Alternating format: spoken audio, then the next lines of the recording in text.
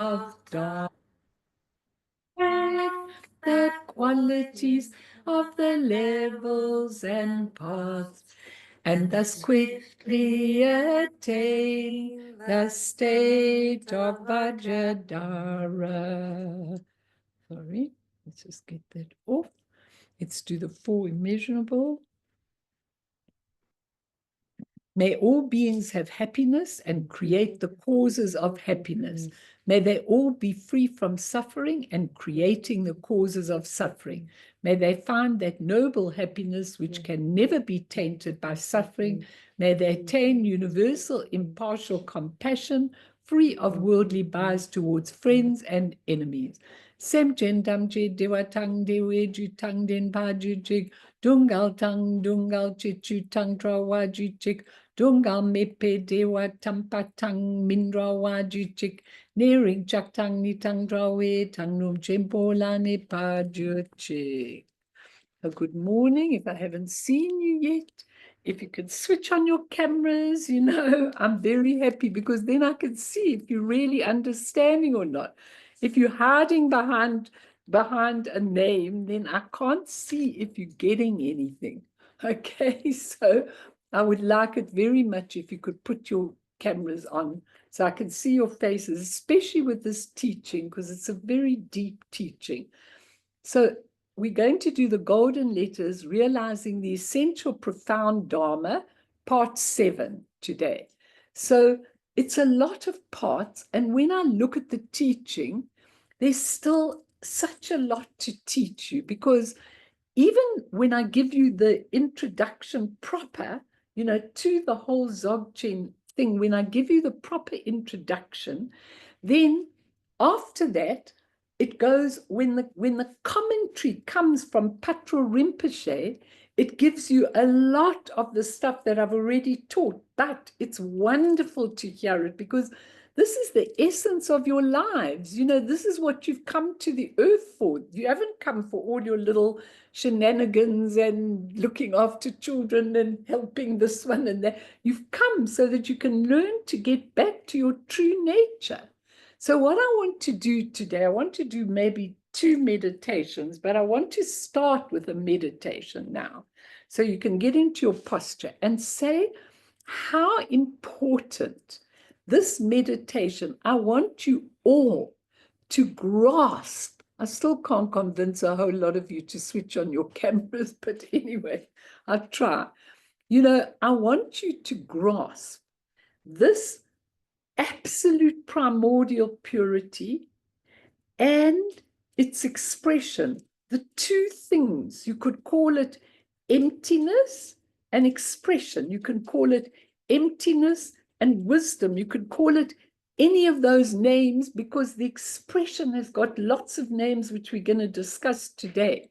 So I want to do with you a very, very simple Guru Yoga practice, which is really, really, which gives you these two. That's the main reason why I want to do it. It comes from Tulku Urgyen Rinpoche, and I want you to do it if you can, and try to concentrate on the last 2 words of every verse. It's 4 verses, and I want you to concentrate. So let's start off just by breathing in. Get in your meditation posture. Bring all your energy into the central channel and breathe in very deeply in the beginning, taking in the beautiful blue sky and taking in everything of your true nature, the spaciousness, the openness, and then breathing out all the stuff that you are holding on to, everything that you are holding on to. And you keep doing the breathing, and I'm just going to take the highest refuge prayer, which a lot of you know, but I'll just do it for you while you're in meditation. Namo, in the empty essence Dharmakaya, in the luminous nature, that's the second part, Sambhokakaya, and in the manifold capacity, near Manakaya, I take refuge until enlightenment. That's your inner kayas. That's what you're learning about. That's who you are. And then Ho, your beautiful bodhicitta, bringing it for all sentient beings. Ho, in order to establish all beings equal to the sky in the state of Buddhahood, I will realize the Dharmakaya of self-existing awareness through the teachings of the great perfection. So now I want you to just do this little Guru Yoga practice. Really emphasize the last two. You all know you could do a much longer practice for your Guru Yoga. But your Guru Yoga is one of the most important practices that everybody should do every day. And if you don't know how to do it, go back to my YouTubes. I've done at least 2 or 3 of the Guru Yoga, so you can go back and you can actually do it on YouTube. It's easy for you to actually do it on the YouTube. Don't worry, Bern. And what I want you to do is to see how important this Guru Yoga, which gives you 4 empowerments. It gives you 4 empowerments. And these 4 empowerments are cleansing your body, your speech, your mind, and then all together in the last one, the word empowerment. Okay, so I'm just going to do this little Guru Yoga with you. Om, Ah, Hum. That's your body, speech, and mind. Okay? To the capacity, the Nirmanakaya Guru, I supplicate longingly with elaboration. The elaboration is imagining you giving all these offerings elaborately, beautiful on your shrine, conferring the vase empowerment upon my body. Bless me to realize empty experience, empty experience. Those 2 words that I'm asking you to remember, empty experience. Everything is empty, emptiness, spacious, and experience comes out of that emptiness. Second empowerment, that's the first one, white into your head. Second one, to the nature, the Sambhogakaya Guru, I supplicate from the unelaborate state. So now I'm putting much less external offerings. I'm just putting a little bit of your internal offerings, conferring the secret empowerment upon my speech. Feel that red from the Guru on your speech in your throat chakra. Bless me to realize empty cognizance, the 2 words. The first one, empty experience, in an elaborate state. The second one, unelaborate. It comes from internal, empty cognizance, which means it's empty and it's absolutely aware, alive. And the third one, into your heart, to the essence, the Dharmakaya Guru, I supplicate from a very unelaborate state. Now I'm going way past the physical, and I'm supplicating from a very unelaborate state, conferring the 4th empowerment, conferring the knowledge empowerment or the wisdom empowerment upon my mind. Okay, so your mind is in your heart. So think of this blue light coming into your heart. Bless me to realize empty bliss. Empty bliss, the 2 words. Now you are going into a non-state. You're just in a blissful state, and it's totally empty and spacious in the 3rd empowerment. And lastly, to their unity, all 3, the essence Kaya Guru, right into your heart, also blue in color, a hum.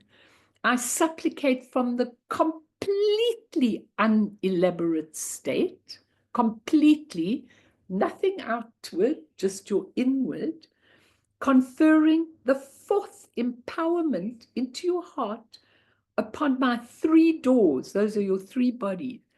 Bless me to realize empty awareness. Empty awareness. That's it. Empty awareness.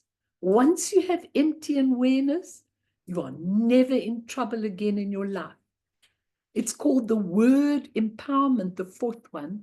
Totally unelaborate, totally without lots of stuff or any blessings or abhishekas or anything. It's just given to you by that powerful word into your heart. And then you realize empty awareness, the ultimate.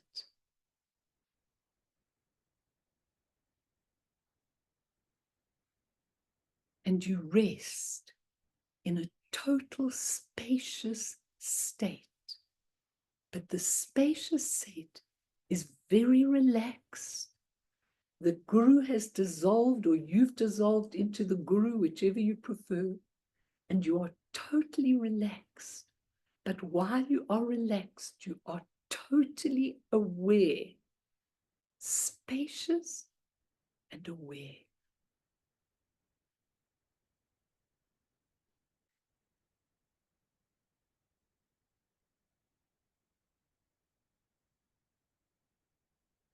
Okay. So Ida, must get your gong. So that let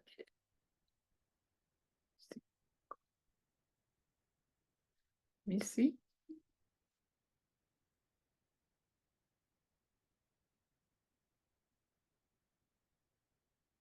That's the gong, because apparently you can't hear my gong. Okay, so Edith made me one on WhatsApp. We can't hear that either, Mel. Can't you? No. Okay, we'll make another plan. We'll see what we do. So don't worry about it. That's what I want you. That's a very easy guru yoga practice. But the most important thing about it, you can add all the other things, the vase, the body, speech, and mind. But what is most important here is that what we are talking about is being able to take the primordial purity that I was teaching you last time and the spontaneous present, what is expressed out of it, everything is. And if you saw that expression in its pure state, it would be beautiful colored light. It would be beautiful colored light, but we can't. So we see it as thick and coarse and tangible and outside of ourselves. So when you do that guru yoga, you can take it from here. It's a very beautiful one. I do that every morning in addition to my own guru yoga practice that I do from Dilgo Kienzi. But it's really, really important. And I'll tell you why in a moment. I just want to read you so that we really get into the atmosphere. 2 quotes from The Circle of the Sun, the heart essence of Dzogchen. Now, when I read a book like that, I'm so elated. And then I take down all the quotes because I know I'm going to use them in these things. Now listen carefully to what he says. He says, the human body is precious. Why? Because within it lies the self-existing awareness. You need that body. Inside it, you've got the self-existing awareness. That's why it is so precious, okay? The embodiment, the self-existing awareness is the embodiment of emptiness and luminosity. We just saw that in the Guru Yoga. You can ask me afterwards. And from the emptiness and luminosity arises responsiveness, which is your unlimited capacity, which is like the illumination obtained from a lamp.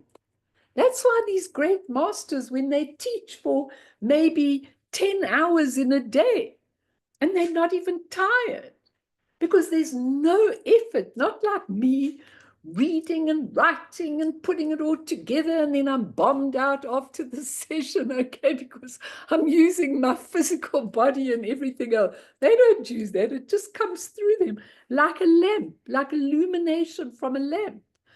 The human body, he says, is a vase. It's a vase. And within that vase is found self-existing awareness, which is Rigpa, self-existing awareness, okay? And Rigpa pervades all aspects of one's body and mind and speech, including the senses and the psychophysical constituents, what we made of. Now think about that, because I think it's so wonderful. And then he says, self-cognizing wisdom, that's your Rigpa, is not part of everyday consciousness. We haven't got it as we wake up in the morning unless we trained to know that it exists. That's why this training is so vital for all of you. That's why I want to see your faces, everybody. I don't want to see your name so that I can see if you can understand it. And he says we need to distinguish between ordinary consciousness, which is called SEM, and Rigpa, or self-cognizing wisdom. The difference between SEM and Rigpa, we need to know this when we want to go back to the Buddha nature and rely on it. So I'm teaching you all day long, rely on your Buddha nature, rely on your Buddha nature. If you don't train yourself to rely on your Buddha nature, then automatically from all these incarnations, you just go back to your ordinary consciousness. It's unbelievable because we just do it. And he says, we make a major distinction between kadak. Kadak in Tibetan is the primordial purity, your spaciousness, your beautiful dharmata. Okay, kadak. And kunzi. Kunzi is a liar. You know, all of you know that in your ordinary consciousness, you've got your alaya consciousness, okay? Alaya consciousness is a little bit different to alaya, because alaya is the general space in which alaya consciousness happens. But the alaya is not your Buddha nature. It's where all your imprints, where your ordinary consciousness is actually registered in the alaya, okay? And one should, and it also includes the unconsciousness. So start to distinguish between Rigpa or Kadak, primordial purity, and the alaya, the kunzi, which is the part that you use in your ordinary consciousness, where all your little imprints, your sadness, your not getting this, your bad relationships, your hurting of people, all your rubbish is registered in alaya. Now think of this. If you go from alaya, if you go from kunzi to kadak, primordial purity, it's all gone. There isn't anything there. It doesn't register anything. It's not tainted by anything. I want you to understand this and ask me. Ask me now so you can do it. He says, one should always rely on Rigpa and not on SEM, one's ordinary consciousness. The ordinary states of consciousness are the source of one's perception and one's erroneous behavior. Your errors are the source from that. Rigpa is illuminating and it can guide us on the right path. And I thought this is so important because what none of you realize is you just automatically go onto your ordinary consciousness because we're so used to it. It's what's trained at university. It's what's trained by our parents. It's what's trained by us. It's what we train our children.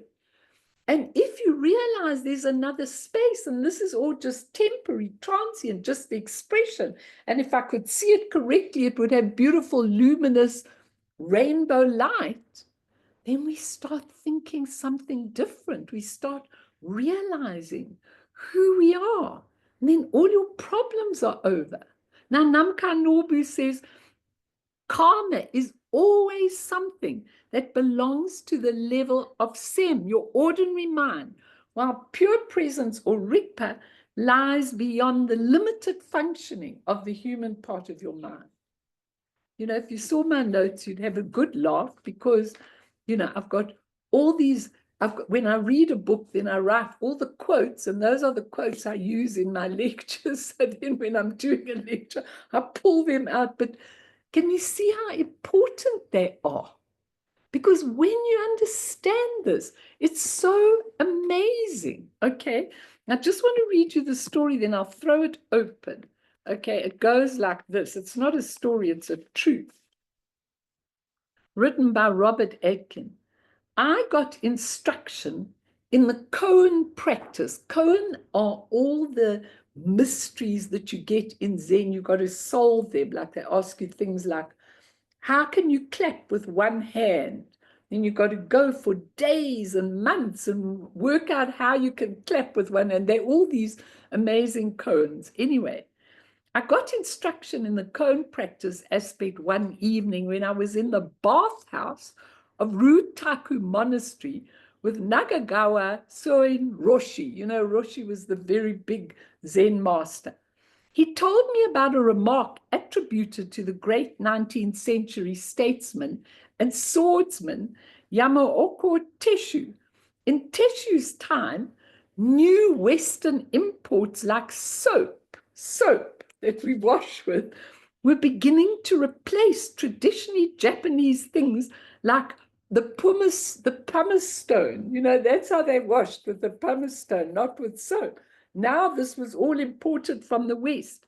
And this great master said, you know, Zen, or Dzogchen for that matter, is like soap.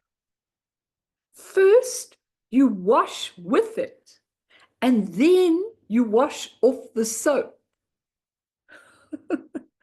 Now think about it. I mean, when you think of all the expenses we use, I buy, you know, big things of soap in the shower, and then you put it on, and in about a week or something, the whole thing's empty. And where is it? It went down the drain, you know, but you've got to have it to smell nice, to this, that. He says this teaching is like soap. Use it. Enjoy it. Understand it. And then wash it off and go beyond it. You're laughing, Ego. Because Dzogchen is called the great completion. Ati Yoga is the great completion. And what is the meaning of these two words, great completion? So Lama Lena says, Zog means completion. Chen means great, okay? Completion means you're done. You've washed with all the soap. You've understood all the things. You've learned everything you need to learn, okay? And now there's no more doing. And when we're done, she says we always grab on, if we're not done, we know we're not done. If we grab onto philosophy, searching, concepts, then we're not done. But when you arrive at this place, either you are inspired by it, or you think, oh, I don't understand it. You drop it and you go back to your steps, which is absolutely fine. No problem with it. I'm not trying to tell you to use it. I'm just trying to tell you that you can use it. You can go beyond it. This is what we are doing, which is so important. So anyone want to ask or say anything? Very, very, very much you can, please. Or anything that you want to say, what hits you, because I'm trying to give you so that I can take you beyond. I don't care how many weeks I spend, because I can read my silver book for the rest of my life. And if you look carefully, you'll see that it's getting really broken on the side from opening it all the time. And it can't get broken. If you saw my Guru Yoga book, it's in pieces, and I've tried to stick it together and it doesn't. And I don't want a new one because it's got lots of markers in it, okay? So I've just got to put it in another book so it stays together. But it does show that I'm really, really love it, okay? And I love this book. And in this book is so much stuff to teach you. And if you love it, you either love it or you say, I'm not coming again, Melanie. And that's also okay. But if you love it, I have to repeat lots of things so that you can really understand it. But I've got to tell you this revelation that happened to me and how it ended. It was an amazing revelation that I had this week. I happened to be listening to Tupton, our beautiful monk, when he came. I beg him all the time, oh, Tupton, come and give us some talks, because I love it. He makes it so practical and down to earth and funny and everything. So easy to come and give us some talks. No, he just says no now. He doesn't even give me an excuse. I think he's not mad about Zoom either. Okay, but I've got a few. Sorry. What do you want to say, Dummy? Can Go. you hear me? Yes. No, just a comment. I understand what you are saying, and I practice, but it's incredible how quickly we lose it based on these external Exactly. rising, whatever conflict.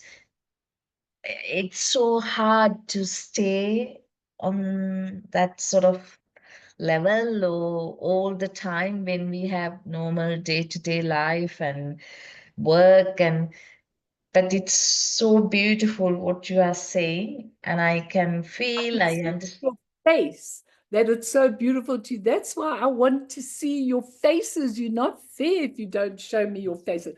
I don't care what else you're doing, but I like to see in your face how you're responding, because then I can tell I'm looking at you and I'm actually directing my teaching at you, because your whole face is a light, as I'm saying it. Gail is concentrating so hard, and I'm respecting that totally, because she wants to go, but you just a light. It is very true what you're saying, and that's exactly why Tulku Urchin Rinpoche goes on and on and on and on teaching us. But if you don't practice, you've got to go back to it. You've got to go back to it. You've got to go back to it. If you do the Guru Yoga every morning, one day it just comes to you. And that's what I want to tell you what happened to me. One day it just comes, and then you lose it because you get involved in all your rubbish and everything. But then you remember when you're down, when things are going badly, you suddenly remember, and then you think, oh, well, what's this? So what? So what? So I haven't got a home and I haven't got possessions. What's it teaching me? So what? What do I need when I leave this life? I'm not going to take any of it with. And I threaten my husband every morning. I say, if you don't bring me my books, I want my books, because I like looking up things for all of you. And he says, where are you going to put them? I said, on the floor somewhere. I'll go and get a bookshelf. Just bring me my books. When I've got my environment with my books, I'm very happy. But do I need books? Probably not. Because if I was in Rigpa, I wouldn't need any books at all, okay? But I'm not, so I've got to use them. But this was my revelation the other day. So I'm listening to Tupton. My car still has CDs, I'm very happy to say. So I can still listen to some of my CDs, which I've tried to change. So I'm listening to Tupton on Ekong Rinpoche, and how beautiful Ekong Rinpoche is, and what he gave to Tupton, and how he died. When he died, he was living the rainbow body, totally and utterly, okay? So his whole body shrunk to the size of a child from where he was. When they put him on this throne, his body shrunk to the size of a child. And then the Chinese, he was in Tibet at that time, and the Chinese got to hear of it, and they intervened, because they thought, too many people are coming, too many hundreds of people are coming, this is no good for us. So they stopped him, and they had to cremate him right then and there. He was going to just shrivel right up into a rainbow body, and then probably come back wherever he wanted, whenever he wanted. Anyway, to cut a long story short, I'm listening to all these stories, how Tupton says how wonderful he was, and how when he left, he went into the Dharmakaya, and you could have access to that. And then I gave a comment on the CD of what happened to me when he died. I was in India, and at that time, when I went to see Taisitu Rinpoche when he died, I was distraught about his death. And I went to see, what's it? I can't think, I'm doing too many things at the same time. I went to see the master, just tell me his name in India that I go to, I just lost it at the moment.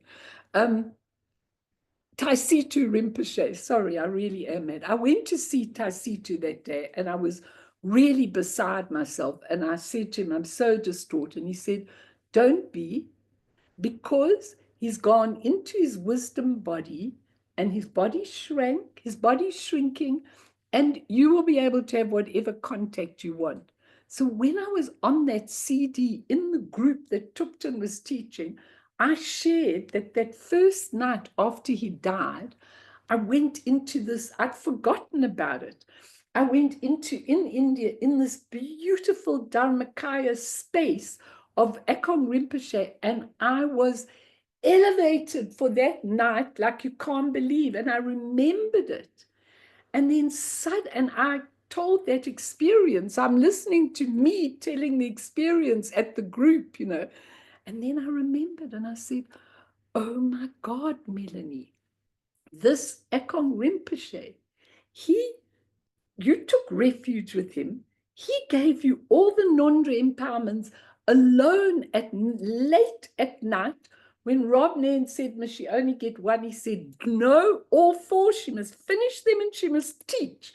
I remember that it was about 11 o'clock at night and I was absolutely falling asleep, and he gave me all those empowerments. He came into my shrine room in my house and he blessed it, and he did all kinds of things. He gave me, I'm just telling you my relationship with him. He gave me this, which was a curved knife.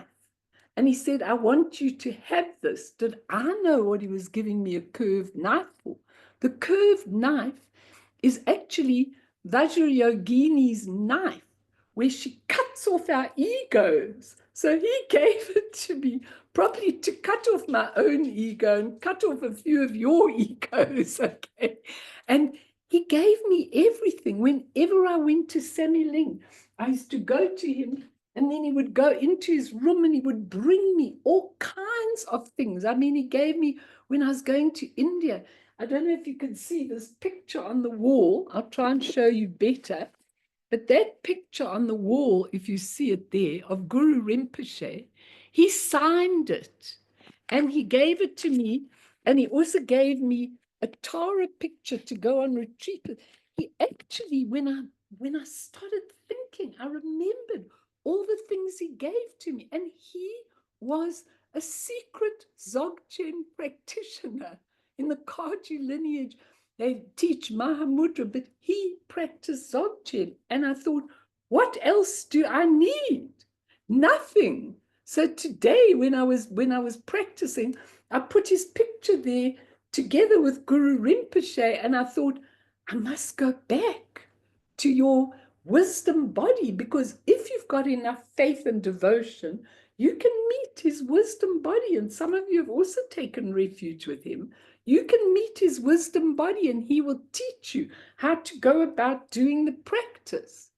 So I was so elevated when I realized all of this. And I thought, I'm looking, Karen, I thought I'm looking for this Dzogchen master, but there it is. And yesterday I was visiting Lama Yeshe Rinpoche to just take him a bit of food, and he happened to be eating. So I could stay a while at the table with him.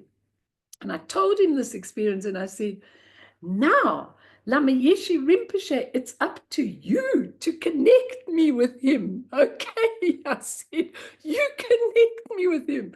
He just smiles, you know, he doesn't say any words anymore. He just smiles. I said, connect me with him. I pointed my finger, you know, because he loves him more than life itself. And everything he's doing is for him. This new shrine room, this new everything is all for his brother when his brother comes back, because the Karmapas called him the African Lama. So he'll be back here, and that will be for him as well. So this was an amazing revelation for me. It really, really was. Anyone else want to say anything before we go on? Or ask, or say, or anything? Or I love what you were saying, Dummy, because it's so important for people to ask these things, and then they can understand how to do it, you know. Sorry, I'm a bit passionate about the subject matter, but anyway, anyone want to ask or say? Tati, we're happy to have you back. I'm sure that you are full of Guru Rinpoche, and I'm sure you're very jet-lagged as well, you know. Anyone else want anything from me to say or to comment or to ask? It doesn't matter how much it's in your everyday life. That's what I want. Because the whole purpose of this is that when you touch Rigpa and you keep reminding yourself, then whatever circumstance you're in, you allow that Rigpa to come through you and be able to act on behalf of you instead of the ordinary consciousness. Okay, then let's go on if nobody wants to say. You sure, everybody? Okay, so let's go back to last week, but I'm not going to go through a lot. You can go back and you can get whatever you want from last week. I'm just going to go very, very briefly up to where we got so that we can carry on. But just to remind you, first of all, I just want to read you again what Tulku Urgyen Rinpoche says about recognizing your own nature. Now remember that Garab Dorje's 3 vital, essential points are: one is introduced directly to one's own nature. That's your view of everything in life. Secondly, one definitively decides upon this unique state. That is one of the most important instructions, because that answers your question, Dummy, where you definitively decide. Once you definitively decide, then whatever situation you're in, you just go back to going to connect with that actual Rigpa, which is really important, whatever you're deciding. And thirdly, one continues directly with confidence in liberation. You need confidence that all your negative emotions, all your thoughts, all your ugly circumstances can all be liberated, self-liberated, liberated of themselves. And that is the fruition. The definitely deciding on this unique state is your meditation. So it's the view, the meditation, and the fruition that we were talking about last week. And Garab Dorje gives that to you. And just to give you Tulku, I gave it last time, but I'm just reinforcing it. Tulku Urgyen Rinpoche says, what are the 3 words striking the vital point as the first of the 3 statements instructs? Recognize, which means re-know your own nature, which is Buddha nature itself. Empty cognizance with a core of compassionate energy. That's how he describes it. This nature is empty in essence, yet naturally cognizant. That's why I gave you that Guru Yoga, naturally cognizant. It's empty but cognizant. The 2 are indivisible, and that is the compassionate capacity. The first of the 3 words of Garab Dorje is called recognizing your own nature for what it is. And he says, that is the exact pointing out instruction itself. And you know, remember, I'm just a spiritual friend to all of you. Okay, I'm no teacher, no master, no enlightened, nothing. Okay, I'm just going along the path as best I can. And so what I'm doing with you, I can't give you the pointing out instruction, but what I can do is I can till the soil with you so that your soil is ready. As soon as your soil is ready, we've put fertilizer in it and everything, you'll meet the being that will point it out to you, and you'll know. Instantly, you'll know. So what I'm doing is I'm just your spiritual friend, helping you along to clear the way and to make you ready that when you find the master or find the person that can point out to you, you never know, it could be the beggar in the street, you'll know. And you'll say, oh yes, and it could be in your sleep state. Those of you that have an amazing connection with Akon Rinpoche, use my experience to actually help you. When you go to sleep at night, like I'm doing now, I go, Rinpoche, I want to come to your wisdom body, okay? I want to learn. I want you to give me instruction. And I'll nag him so much that eventually he will, if I'm ready. You can all do that. All of you know him.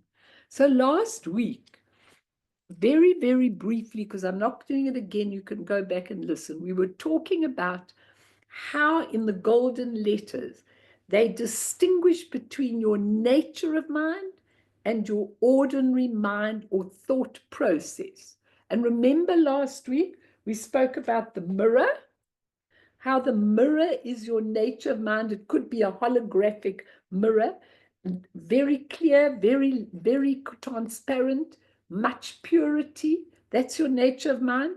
And all the thoughts and feelings that we have are reflections in this mirror, nothing more. We spoke about that in depth last week, okay? Intrinsic awareness, that Rigpa, the state of immediate presence, what does that Rigpa do? It's like the capacity of this mirror to reflect whatever is in it. So if you see your face in it, you're seeing a reflection of you. If you see ugly things, pure things, beautiful things, bad things, it's just a reflection. And nothing changes the mirror. Now get that into your heads this morning and evening for the Australian. Nothing changes this mirror, therefore, so important to get to it so that all your thoughts and feelings are not tripping you up. You know they're reflections in this mirror. And your mirror, the Rigpa, is the ability to reflect things. So, for example, when someone says to me, but why do I keep meeting people who hurt me, Melanie? Just as an example. Then I go, you do? Yes. Look what happened to me there. Look what happened to me there. Look what happened to me there. They all hurt me. I said, well then, your mirror, your true nature is reflecting. You are creating people that hurt you. The only way you can stop is to see what it is that you are creating to keep on getting people to hurt you, or people to dominate you, or people not to regard you. If you've got similar reflection, that's your creation. How then do you change that? How do you change that? Do you know how to change it? First of all, you go to Rigpa. Rigpa knows how to change it. You don't, because it keeps on happening in your life. But Rigpa knows how to change it. So with awareness, here we should say awareness, with awareness, you suddenly connect. Oh my God, I keep meeting people that do this to me, or that to me, or this to me, or why is it that I'm always on the bottom end of the rung? Why can't I make money? Why can't I get a job? Why can't I do this? Why can't I do that? And with Rigpa, you become aware of your creation. Your creation. And when you become aware of it, you can change it. Because in a way, when the person has hurt you, instead of going into your room and going, oh, I'm such a victim, and look at me, and look at what happened to me, and why does this always happen to me, and look at my terrible circumstances, you say, hang on, thank you so much for giving me this, or for me creating this, because now I can see what I need to do. I need to respond differently. I need to wake up to what is it in me that required people to hurt me for me to wake up. Thank you for helping me to wake up. And you'll see there'll be no more hurt. All the universe is asking you is to wake up to what the lesson is. That's all. Are you all skiffing me out, or are you thinking, or are you? Hey, Bets, can you understand that, Betty? Because if you can, then I know you. I do. It's all awareness. And I think by, meditation and reflecting to know what you're doing, you Okay, but wake up. when we say, like, from meditation and everything, we've got to be careful, because some people go, I can't meditate, I can't get there. Did you know that in Dzogchen meditation is called non-meditation? Yes. It's just in the beginning, you've got to learn to control, to actually allow the thoughts to dissipate so that you can look in. But Yes. in it doesn't make any difference how many thoughts, how many experiences, how much movement, how your mind is, as long as you are aware, means you aren't distracted. Yes. So interesting, isn't it? It is. Yes. We are the creators. Go on, Tati. No, I've been thinking about a lot of things, and I started listening, teaching from Zonza Kensi about aspirations.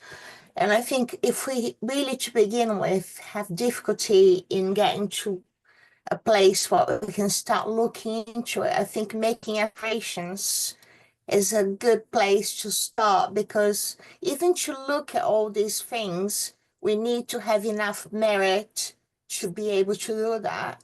And I think that helps a lot. I think it really does. And having the aspiration is very good, but don't mix having the aspiration, because it's very good if you've got that aspiration and then you're aspiring to be very, very different, and you're aspiring to look at everything differently. And that's very good. But know that you can.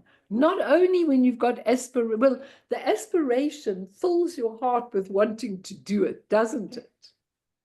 Because it fills your heart with really wanting to. I want so much to have that rikpa, that amazing understanding of seeing people in a different way and not judging them from our own human condition, And that's what that aspiration can do.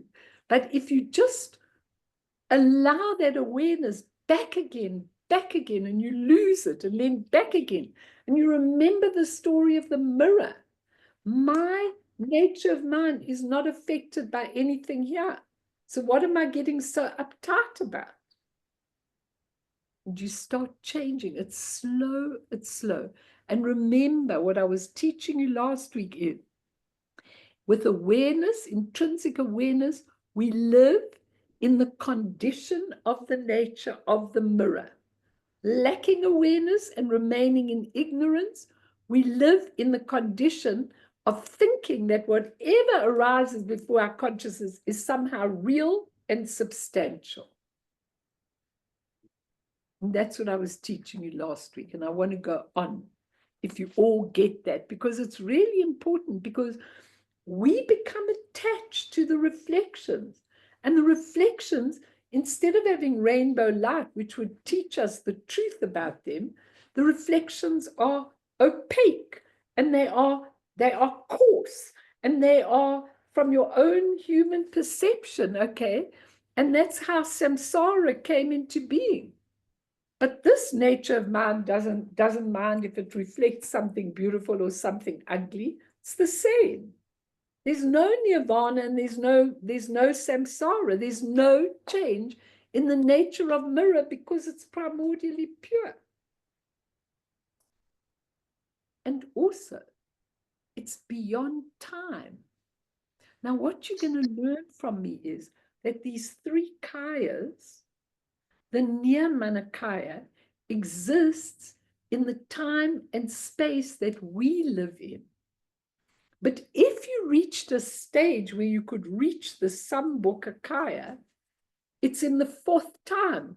No past, no future, no present. It's no time at all. But you have to have reached a particular level to be able to go, and we'll do that now, into the Sambhogakaya and what it really is. And of course, the Dharmakaya is beyond time. So it's completely beyond time, okay? And we are already that in our essence. So we really are, we really have the Buddha nature before we even start out. We've just got to recognize it, and that's it. And he says in the Golden Letter, if one knows or recognizes one's essence, if one knows that one is the mirror, then everything comes together simultaneously in one single minute.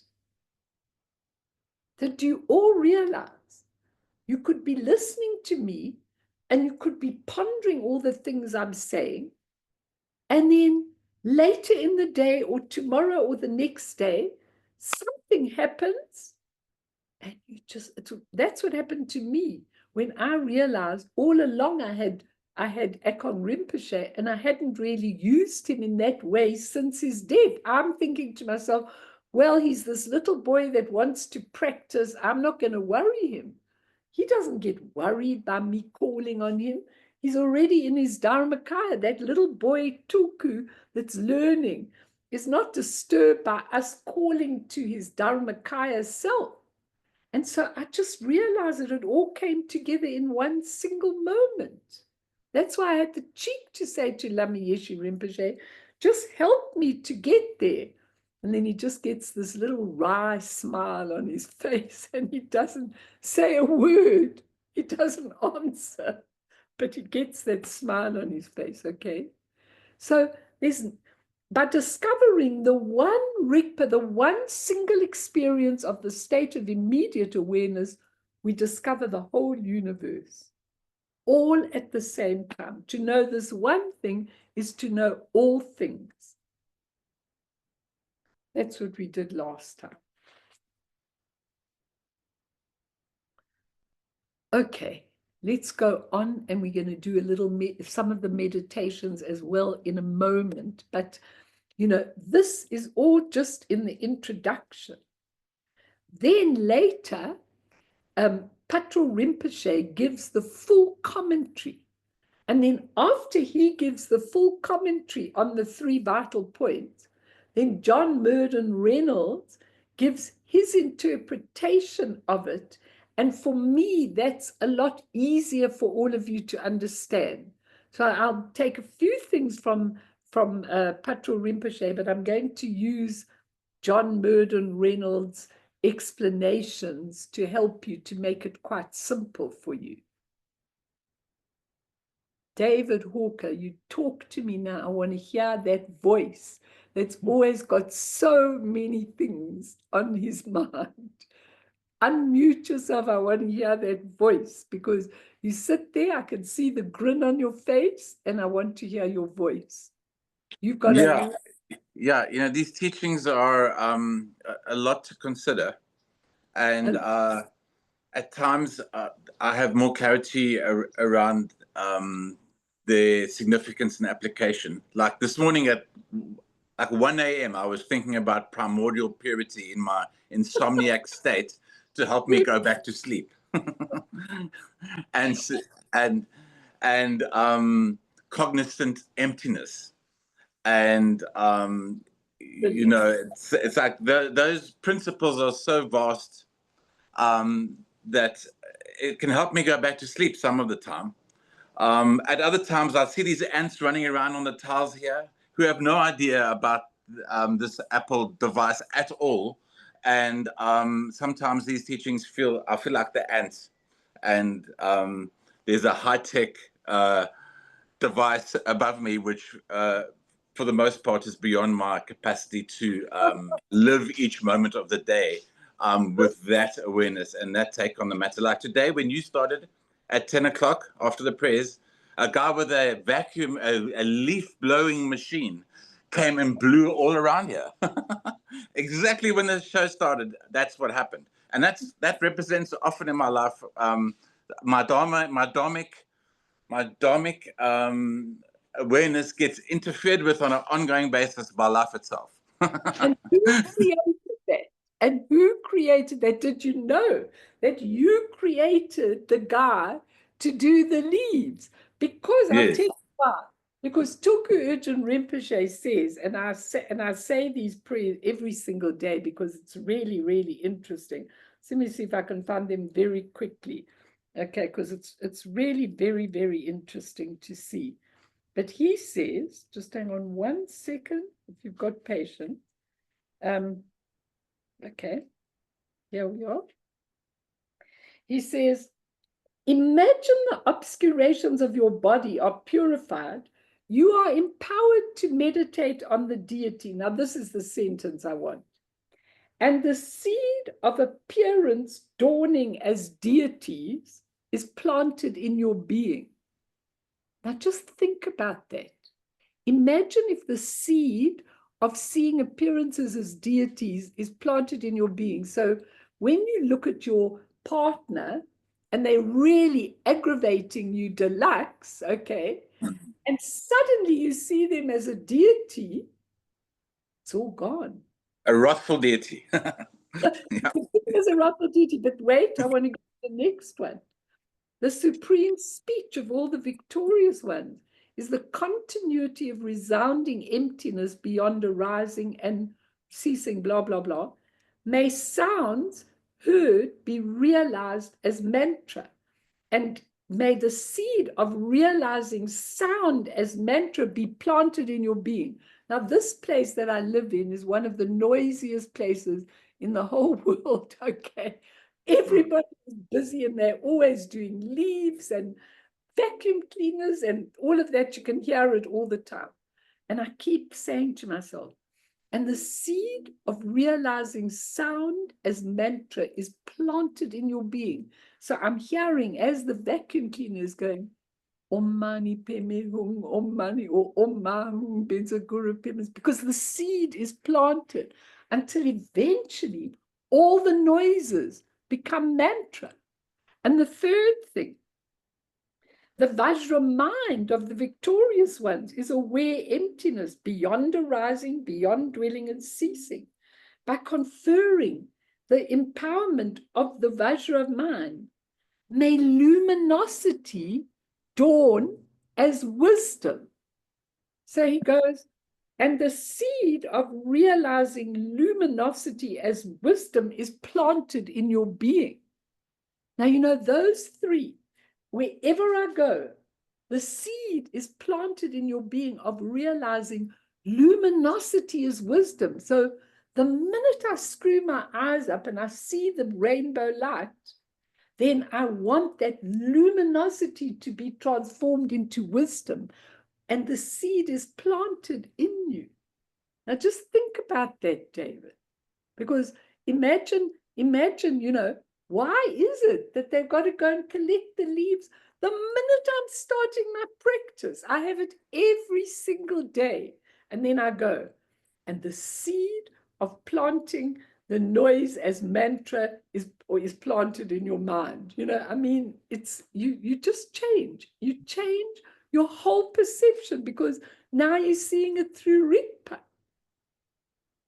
So interesting, you know, because that's what I'm trying to do myself. And when I manage, I will definitely teach it to all of you, but I haven't managed yet. Sometimes I manage, but it's not that easy. Okay, as Damika pointed out, it's really difficult because then the next thing is you're listening to one of your children and all their moaning and all their groaning and all their problems and all their things. Now your mind's gone there instead of seeing it all as luminosity, mantra, and deities. It's amazing when you think about it. So in Dzogchen, the first thing we have to do is learn to relax. And we're going to do some relaxation because you need to learn to relax. None of you are even aware of how much tension you have in your body. Okay, you're not even aware of it, because if you actually go through your body and check it, you'll see that your forehead is wrinkled up, your neck is sore because there's no connection between the heart and the head, your back is ana because of all the things you've been doing. And in Dzogchen, you've got to learn to relax. Why? Because if not, then you are charged up with psychic energy, he says. And psychic energy leads to the flood of thoughts which overwhelms our consciousness and makes us endlessly distracted. And this will obscure and conceal the true nature of mind. Then, even if Rigpa, intrinsic awareness of the nature of mind, is introduced to us at that time, we won't recognize or realize it. So we must first settle the gross discursive thoughts and let them clarify of themselves. We must let the mind become clear and calm, but we shouldn't suppress thoughts, because thoughts are the natural arising of the function of the mind. But both the calm state of mind and the movement of your thoughts are merely experiences in your meditation. They're called nyam. Taisitu introduced me to the word nyam. Nyam is just these constant experiences that you have in your meditation. And he told me, never be attached to nyam. He said, because they're changing all the time and they're nothing. So we should not be attached to such experiences. We don't accept them and we don't reject them. They must just be allowed to be themselves. If no intervention by interference with them by the mind, they'll just dissolve again of their own accord into their own original condition of emptiness, because they come out of emptiness. So if you don't hack them and clap them, they'll come back to being emptiness. If you want to go and sit on the chair, go, please. They'll just come back, absolutely. But if we interfere, now listen what happens. If we interfere and thrust these thoughts and say, I'm not supposed to think of this, and we push it below the threshold of consciousness, then those thoughts will simply absorb an amount of energy which is equivalent to the effort exerted to repress them. When you start saying, go away, I don't want you, I want to see Rigpa, go away to your thoughts, then whatever you're doing repressing them takes up the energy, because it's energy to repress them. And you wouldn't take up any energy if you just allowed them and left them alone. There's so much to teach you, everybody, okay? But if we repress them, then we'll be charged with sufficient energy to cause us disturbance in the future, because somewhere they'll come up. When we're lying in our bed at 1 o'clock in the morning, whoops, they're going to come up. That repressed energy is there. So don't repress them. Let them come. People say, you know, my mother taught me not to think this and not to do this, and I shouldn't be like this and I shouldn't be like that. Forget it. Just let them arise and let them dissolve. And he says, by focusing on a specific object of meditation, which we're going to do, fixating the mind on it works indirectly in the beginning. Because in the beginning, if you use a focus, just in the beginning, not later, just in the beginning, if you use a focus, there'll be no room for distracting thoughts to arise, and they receive no new charge of energy. So there are two ways to do this, to fixate, okay? One is what Edith gave on the white letter R, not the letter we usually use with the rainbow, that's too distracting. Just a white letter R. You know, R is the creative force. Just let me, before you do it, let me just explain, then you could do it. The ah is the creative force, okay? When you go ah, you are creating a multitude of things. That is the seed syllable of creation. So when you fixate on the letter ah, and you can actually, if you are quite a distractible person, you can go ah, ah, ah. Okay, so you're fixating on it just to help you to get the thoughts. Later, never, but just for the thought. Then there's another thing which I'm going to do with you. There's something that when you do your chirp practice, you know, when you're in the middle of giving your body and speech and everything, then you go, pe. Okay, pe is spelled P-H-A-T, okay? And pe, the P-H-A, it's spelled P-H-A-T. The P-H-A means the means, how you do it. And the ta means the wisdom. So it's the means and the wisdom when you do it. And that is to cut through the attachment to ego. And then we temporarily block the flow of thoughts to find ourselves in a state of emptiness and clarity. Now, what I want to say to all of you is that when you do the pair, it really, really works if you do it properly. And I'm going to do it for you. And I'm going to shatter wherever you are, okay? Because it's like a shattering of your ego. And these practices, they are in the Dzogchen, in the preliminary practices. Once you get to where you're going with Rigpa, you're not interested in any letters, any fixations.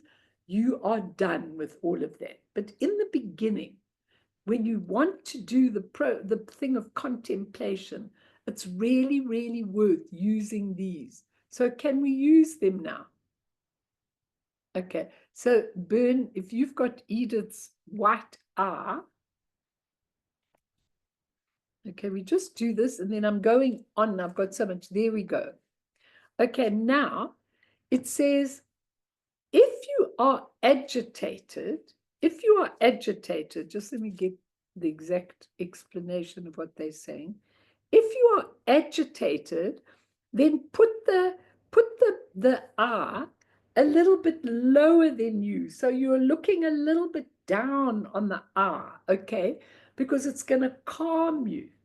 If you're in a state of lethargy and everything, put the eye up. Okay, Evie, I want you to be able to see this here. I'm going to give you this to see so you can see the eye. Have a look there, Eve. All right. Okay. So, can you see? Okay. So you've got to put that in your mind. Okay. So everybody, I want you to, first of all, before you start doing the fixation, I want you to just breathe in and breathe out. And I want you, in your breathing in and out, to relax your body, because the relaxation is very, very important if you want to get to the real practice, okay? It's really, really important. To get to the real practice, you really need to relax completely, okay? So I want you to just go through your body and start at the top of your head. And as you are breathing in and out, I want you to just go through your body. We can actually start at the bottom. Let's start with your feet. So feel your feet. See if there's any tension in your feet. Wriggle them so you're aware of them and relax them. And slowly work your way up to your calves. Tense them and relax. And the top of your thighs, tense them up and relax. And into the pit of your stomach, feel if there's any tension there, and just relax fully your body. And going up into your chest, if you're breathing easily and relaxed, just check check your hands, tense them and relax. Check your arms, tense them and relax. Go right up to your shoulders. Lift your shoulders up to the top of your body and relax. Feel the back of your neck and totally relax. And your face. Feel if there's tension in your mouth, in your nose, in your eyes. Leave your eyes open, but relax completely and totally. And your forehead. See if there's any tension in your forehead and relax. And the top of your head. Now, as you're breathing in, your body is totally relaxing. You're just there. And I want you to concentrate on the white R. If you're agitated, lower it. If you're very lethargic, lift it. Otherwise, just leave it there at the level of your eyes. And I want you to focus and fixate on that R, nothing else. And if you want to, you can actually see it out at the tip of your nose.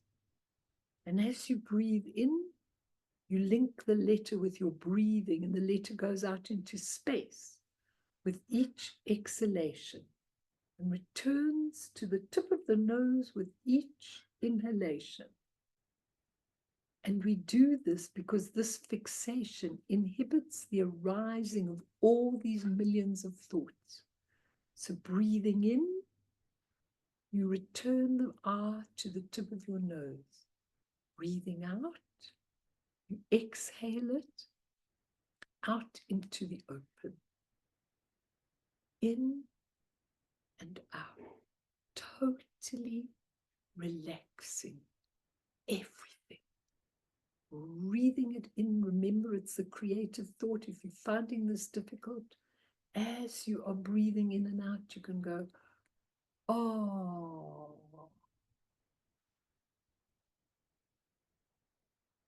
oh,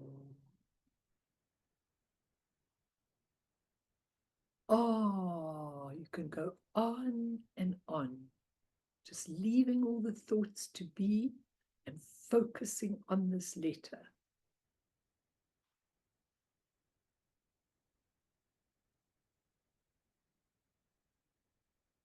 Hey!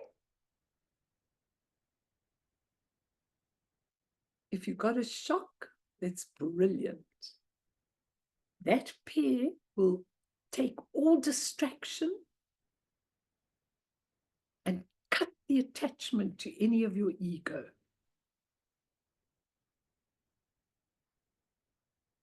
So if you get a shock, it jolts you into that awareness.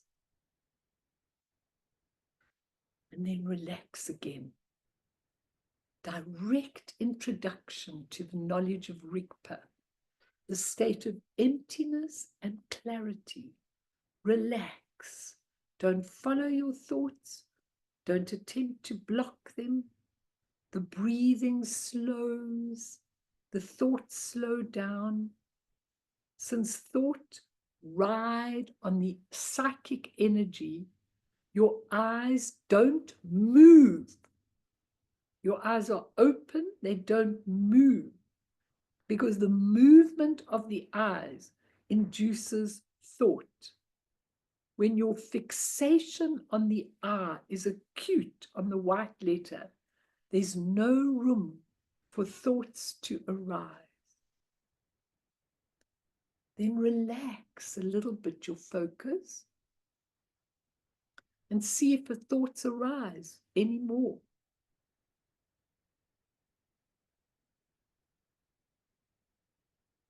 Hey! If you got a shock, just let it jolt you, and then again, let it arise.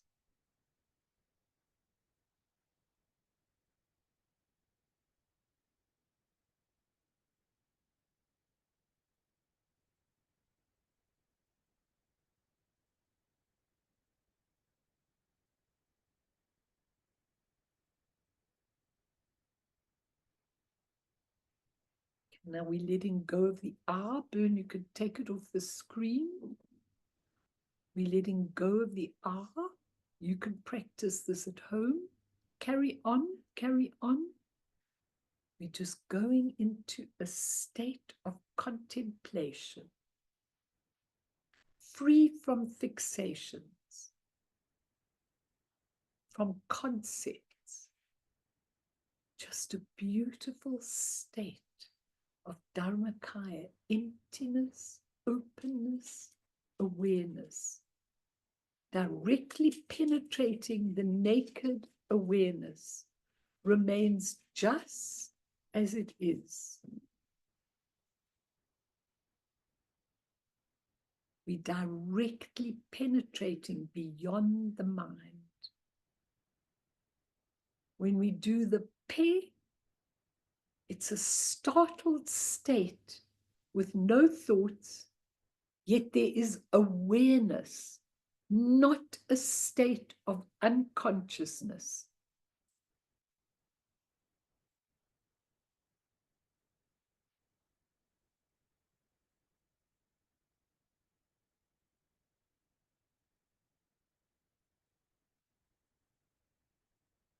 No stopping anything, no deliberate calculation.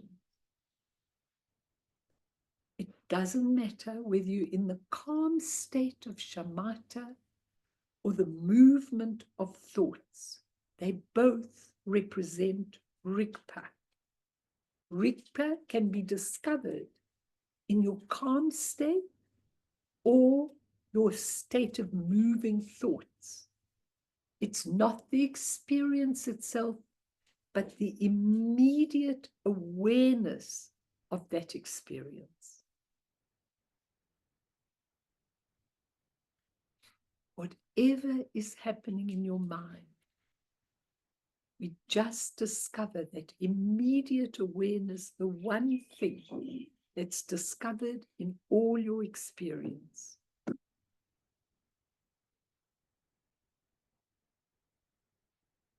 We're living in the nature of the mirror, not in the reflection. When we relax, we recognize thoughts and passions as just being the creative play called soul in Tibetan of the mind. We don't suppress them. We don't interfere with them. We don't get distracted by them. We don't follow them. We just recognize them to represent the continuous display of the inherent creative energy of primal awareness. And this is the state of contemplation. Whatever thoughts arise, they arise purified by the way of the potential of the presence of intrinsic awareness. We don't suppress them, we don't interfere with them, we just watch them as they arise. No antidotes necessary. Just being in Rigpa, that's all the antidotes you need. And it's like a panacea that cures all ills. And it's not even meditation. You could get up right now and go and cook a meal. You would not be distracted. You have that total, all-embracing and continuous self-centered state because it's natural and spontaneous and beyond the workings of your ordinary mind. Remember, last thing, in contemplation, internal awareness and external appearance encounter each other and become integrated. There's no problem with them. Your awareness and whatever's going on become one, and there's no problem.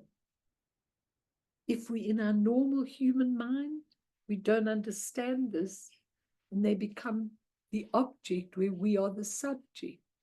We don't meet them in one bash together.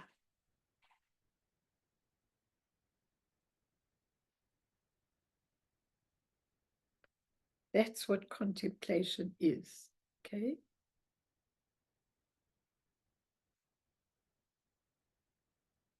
You can hear this, but let's try anyway.